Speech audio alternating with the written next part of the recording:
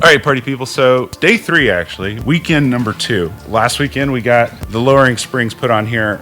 You probably saw the B-roll from the previous video, but a couple things. I've been driving around on the car for a week. I actually put a lot of miles on it this week. So when I go get the alignment done, the suspension is settled so we can retorque everything down. We're gonna try to finish up all the bolt-ons this week. So we have the HKS Intercooler, we have the AWE touring exhaust for the Civic Type R, and then I also got the PTP Turbo Blankets for the intake and the turbo housing. Big shout out to those guys. I will have links in the description for everything in case that's something you guys want to check out. So enough of me talking, let's get to putting on the intercooler and the exhaust. One caveat. We're gonna have to do dyno a different day because I didn't bring my laptop to flash the tune on here. And the way this ECU works, if you don't flash a tune, none of these mods are really gonna make a difference.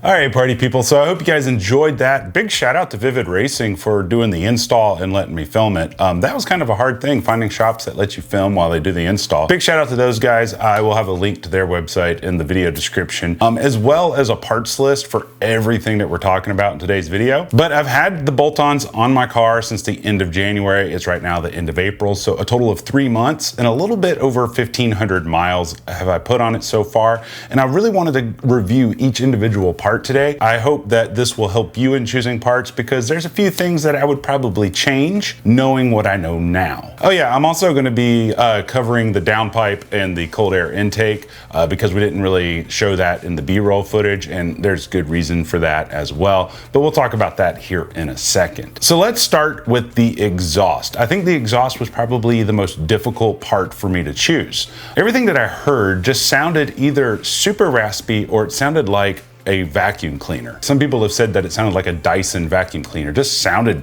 funny, especially when the Civic Type R first came out. Like the first few exhaust kits that came out for it just were terrible. And because most of them sounded terrible, one of them that I thought that sounded pretty decent was the PRL exhaust. And I originally bought the PRL exhaust and I just left it in the box until I could install it. And then when I found AWE tuning, I actually got a refund for my PRL exhaust, and I'll tell you why here in a second. So AWE tuning is probably the most recent exhaust to come out for the Civic Type R. They're known for a lot of their Subaru exhausts and stuff like that, and they make them for other platforms as well.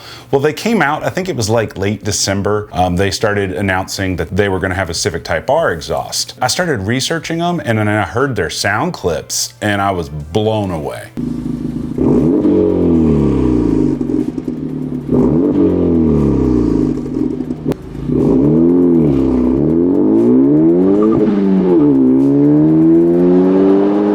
Now, Now, one thing you should understand is when you're listening to sound clips on the internet, there is so much sound that won't come through the speakers that there's no video on the internet that could possibly do any exhaust kit justice. So just keep that in mind as a grain of salt. It also depends on what type of microphones you use. And I have a complete video that is like 5 minutes long on nothing but the sound clips. We're not gonna do too many sound clips in this video because I already have a whole video just dedicated to what it sounds like on the outside of the car, what it sounds like driving with the windows down, what it sounds like with the windows up. And so I'll put a link to that video in the description so you can watch it after this video. So I chose AWE tuning for 5 reasons. Number 1 was the sound. It doesn't sound like a blow dryer. It was probably one of the more mature sounding exhaust that I've come across. There's a lot of them that sound really loud, but I don't care about the loudness. I wanted the free-flowing 3-inch exhaust because you get more power. And whenever you get a free-flowing exhaust, a byproduct of that is sound. Sometimes the sound is good, sometimes it's not. Now, what I love about the sound is you can get it in 2 different flavors. You can get it with the track edition or you can get the touring edition. I personally bought the touring edition. The touring edition, they have what they're calling their drone canceling 180 technology. To be honest, there's 0 drone in the car. Works 100% great. Track edition, which deletes the resonator to save weight and to make it flow a little bit better in case you want to track the car. The best part is, whenever I'm driving in the car with my wife and my kid, I can have a conversation and the exhaust doesn't overpower the conversation. I'm able to talk, I can get on the phone. I have found though, whenever I'm using Android Auto, people on the other end of the phone can hear the exhaust, but it's not that bad from what they've told me. It does sound like a 4-cylinder. There's no way of getting around that, but it's on the deeper end of 4 cylinders, if that makes any sense to you. The second reason that I purchased it was for modularity. So this exhaust, you can customize it any way that you want, and you can change it later if you want. One of the reasons why I sent the Perrin back was with the Perrin exhaust, you can get one with a resonator or one without, but they don't sell the pipe for the resonator separately, so you can't switch it out later. With this one, you can buy either exhaust kit, and then later you can change it as you see fit. So for example, if you bought the track edition, you can go to their website and purchase just the piece of pipe that has the resonator on it and bolt that up, or vice versa. The touring exhaust is a little bit more expensive than the track edition exhaust because of that 180 technology resonator that's on it. But with the non-resonated version, you're more likely to get a lot more in-cabin noise and as well as more highway drone. The other way that it is modular is you can choose whether you want 2-tip design or a 3-tip design. And I thought that was pretty cool. What else is cool is if you buy the 3-tip and then later want to get a 2-tip, you can change that out at your own leisure. And they sell all the parts individually on their website. Another thing that's modular about them is you can change the color of the tips. You can get them in chrome or you can get them in black chrome. I personally like the black chrome. I think they're the sexiest. Getting the touring edition with the black chrome tips, that's actually the most popular exhaust kit. It's the one that's sold out the most, but I'll put links in the description so you can find it and hopefully it's in stock for you. I love modularity. I love being able to do what I want with the product that I purchased. That's just how I feel about it. Now the fit and finish of this thing is dead sexy out of the box. There was not a single mar anywhere on it. It was packaged very well. And as a nice little bonus, they actually have a foam cutout in the box where the tips are for a blow pop. I was like, that's really nice and thoughtful of them to include a blow pop and then cut out the foam around it. The third reason I bought it is it includes the front pipe. So when I started researching Civic Type R exhaust, I would see some that were $1,500 and I would see some for around $900. And I couldn't figure out like, why is this one so much more expensive? And I almost ordered one, I think it was the MXP exhaust or something like that. I don't remember, it was one I was looking at a while back. Then I learned it doesn't come with the front pipe. And I was like, well, that blows. That defeats the purpose of having a 3-inch exhaust if the front pipe isn't there. Keep that in mind if you see other exhaust kits and they are really cheap and almost seem too good to be true. It's most likely because something's not included. The fourth reason, and I've already kind of just talked about this, was the drone canceling technology. I didn't want drone. I had a lot of drone in my FA5 that I sold. And it's just like, I'm kind of over the having a loud exhaust in the interior. And with this one, you can roll the windows down and you can really hear it. And you can still hear it with the windows up, don't get me wrong. But the sound is behind you. The sound's not in the cabin, right up in the front seat with you. And the fifth reason that I bought it was because it has a lifetime warranty. Now for the cons of the AWE exhaust. I was only able to find 2 cons to it. Well, it's actually 2 cons that kind of sum up to be 1 con. The front pipe is really tight fitting. You really have to do some gymnastics to get it installed over the subframe. That was actually quite a bit of work. When they were putting it in, I was like, wow, I don't know how they're gonna do it. It's like a jigsaw puzzle. You gotta twist it and get it in because of the big 3-inch diameter. The other problem that kind of arose about a week after the fact was the heat shield around the front pipe was rattling. So around 3,000 RPMs, it would just start rattling, and it was an awful noise. It sounded like this rattling noise was coming from behind my dashboard or down in my gear shifter area. And it was throwing me off. And then I kind of put the pieces together. Oh, maybe it's the exhaust. So what I did was I opened my hood, I looked down behind the engine, and you can see the shield and you can see the exhaust. And all I did was I took a long hammer and I used the handle of the hammer to bend the shield out of the way because I could see where it was kind of close to the exhaust. After I bent that shield just a little bit, no more rattling ever again. Aside from that one little con, I don't have anything bad to say about it. And personally, I think it's the best sounding exhaust, but that's also my biased opinion. So don't take that as doctrine. Now let's talk about the downpipe real quick. In the beginning of the video, I put a little subtext that we'll talk about the downpipe later. Let's talk about this because here's some things that I would do differently with the downpipe and all that good stuff. So number one, Vivid Racing wouldn't install the downpipe for me. And the reasoning is if they install it and it's on video, then the EPA can fine them millions of dollars. So they said, look, we just don't even want to touch it. And I was like, okay, that's not a problem. I found a small shop and I just had them install it, off the books kind of thing. So that's why there's no B-roll of the downpipe and stuff like that. Now with the downpipe, I chose the NVIDIA catted downpipe. The only reason I chose it was at the time when I ordered it, all of the RV6 downpipes were out of stock and all of the PRL downpipes were out of stock as well. And I was like, well, I want a downpipe, so let me get this. I wanted a catted downpipe. I might change that in the future. We'll talk about that later.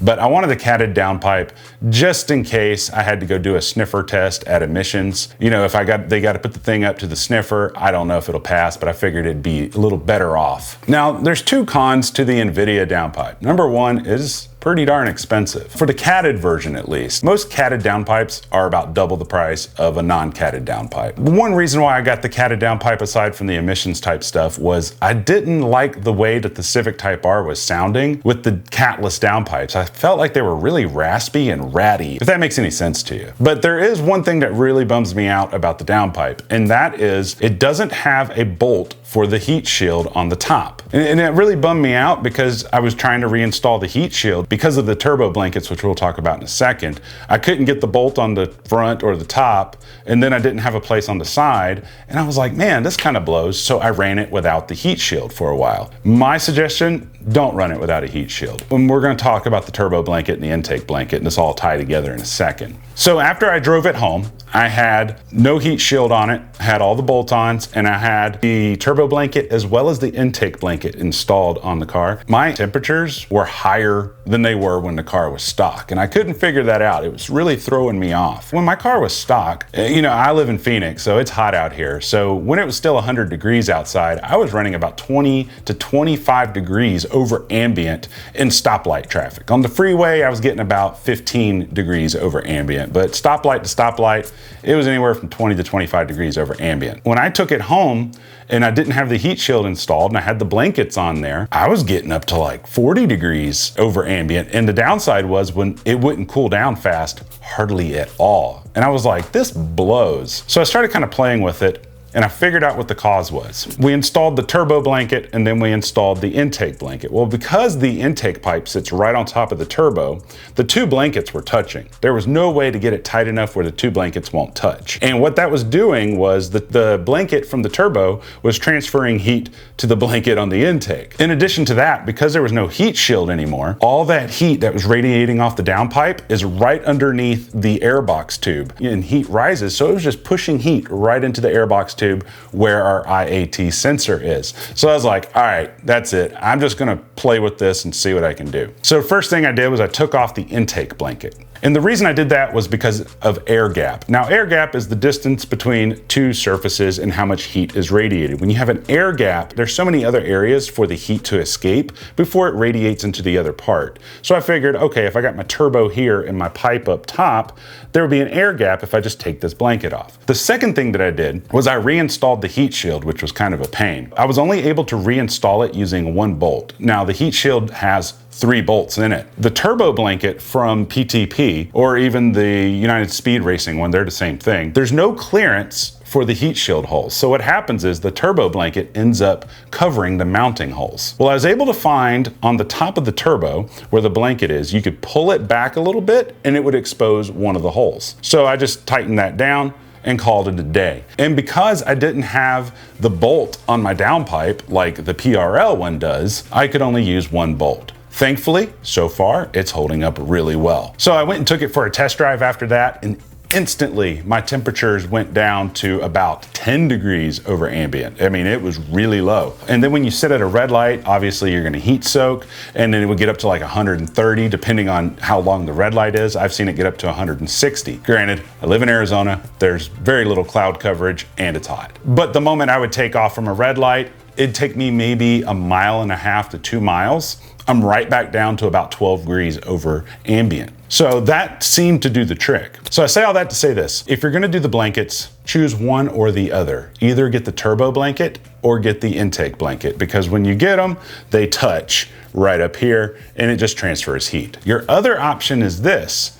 This one is one that we have yet to make a video on. This is a downpipe blanket for the Civic Type R. And if you notice, right here is the hole for your O2 sensor, and then right here is a hole for that bolt for your heat shield that I don't have on my current downpipe. And then you simply just put some wire here, and it wraps around the upper portion of your downpipe. And then on the bottom portion, you have the factory shield. I'm gonna be trying this one out very shortly. My goal with this is to actually install this and keep the heat shield on and see what happens. Number one, I just say don't buy the NVIDIA downpipe. I will put a link to the PRL downpipes, both the catted and the catless version. I think that's just the best way to go. You know what you're getting, you know that the quality is good, and you know you're gonna have a bolt hole for your heat shield. Now, let's talk about the intake. So previously, we did an install video on the Takeda, and that's been a really awesome intake. Honestly, it makes some really wicked noises. I posted up some videos of some 0 to 60 times on my Instagram page, and the owner of PRL actually contacted me and he goes, hey, I'd like for you to try our intake and see how you like it over the Takeda. And so that's what I've been running lately, is the high volume intake from PRL. Now, I didn't expect much differences when I installed the PRL intake in regards to temperature and power and sound and stuff like that. Boy, was I wrong. Number one, the PRL intake is a lot quieter than the Takeda intake. I don't know why. I expected it to be the same or louder, but it's a lot more muffled. With the Takeda intake, I feel like in first gear and second gear, even at low RPMs, I could hear the Takeda spooling all the time. Not that sound's really that important, it's just something I wanted to note. Whereas with the PRL, I do get the spooling noise, but I don't feel like I can hear it at lower RPMs like I could the Takeda. And I think I know the reason, and the reason is a good reason. On the Takeda intake, it has 2 design flaws with it, and it has to do with the intake pipe that goes from the airbox to your intake pipe. Number one, they have the IAT sensor located in the wrong position. It's way too close to the downpipe and it's way too close to the engine block. And what that means is it will absorb heat that it doesn't need to absorb, and therefore it will make your IATs appear higher, which can increase knock and lower your boost levels. So that's something to keep in mind. The second thing is the material that it's made out of. Not that it's a bad material, it's made out of a plastic. And the plastic isn't super thick, nor is it super thin. It's just a standard thickness of plastic. However, when I compared it to the PRL pipe, number one, they used the factory location for the IAT sensor, which is further away from the downpipe and further away from the engine block. It's as close to the airbox as it can possibly get, so it's gonna get the coolest temperature readings possible. The second thing that I think makes the PRL intake superior to the Takeda intake is the material that it's made out of on the pipe, as well as the thickness thickness of the material. The material, because it's thicker and because it's rubber, it's not going to absorb too much heat, but also because it's thicker, not too much heat is going to make it through all those layers of rubber into the actual pipe where the temperatures are read. And so here's some of the differences that I noticed after I installed it in regards to things that actually matter. Number one, I felt like with the Takeda intake at freeway speeds, my overall temperatures were a little bit lower, maybe by 2 degrees lower than the PRL. Not that that's a bad thing or a good thing, it's just something I noticed. However, I noticed that the PRL intake doesn't fluctuate temperatures very much, which means that it's getting really good insulation on the pipe and the IAT sensor isn't being compromised, if that makes any sense. So essentially, with the Takeda intake, I would notice big difference in cooling is the moment I took off, but then the moment I stopped, the temperatures just went like this a lot. However, with the PRL intake, the temperatures are just as low, but it takes a lot longer to heat soak, and then it comes back down a lot faster as you're getting up to speed. So typically if you're in a town that has a speed limit of about 45 miles an hour and you're going stoplight to stoplight, I've noticed about a 20 to 22 degrees over ambient temperatures. And these temperatures were taken when it was 80 degrees outside in direct sunlight. So, you know, cloud coverage, all that stuff will affect it. But when you're cruising at about 65 to 70 miles an hour, it runs about 11 degrees over ambient, which is right on par with the Takeda. So what do we learn from this? Number one, Takeda sounds awesome, and the Takeda seemed to do a really good job. However, the PRL's more insulated. PRL's piping and the way that it's designed and the thickness of the material, it does a lot better job at keeping your temperatures consistent so they're not up and down all the time. So now let's talk about the intercooler. So when I was first deciding on which intercooler to get, you see a ton of conflicting information on the forums and people say, well, this one's the best or this one's the best. And for me, I kind of wanted to base it on the company's reputation. So I was either A, going to get the PRL intercooler, or I was going to get the HKS intercooler. Similar to the Downpipe, at the moment that I wanted to order an intercooler, there was like a 6 to 8 week wait on the PRL intercoolers. And with the HKS, I could get it like right now. And plus I got a really good deal on the HKS intercooler. With the HKS intercooler, you can get it in 2 versions. You can get it as just an intercooler, or you can get it with the piping included. My suggestion, get it with the piping. At least with the HKS, because you get upgraded piping where the side tanks are located, you get more free flowing exhaust, and it's made out of aluminum, and the aluminum has less heat absorption than the plastic side tanks. Ultimately, I'm very happy with that. Now, one of the cool things about the HKS intercooler is it's 100 millimeters wide and it sucks in double the air volume as the stock intercooler. And as a result, later we'll talk about the tunes, but once I flashed a base map to it, I was running 26 pounds of boost with 0 knock, which I thought was really awesome. But if you're out there and you're looking for an intercooler, you know, it really kind of comes down to your preference, but I would say that the PRL intercooler and the HKS intercooler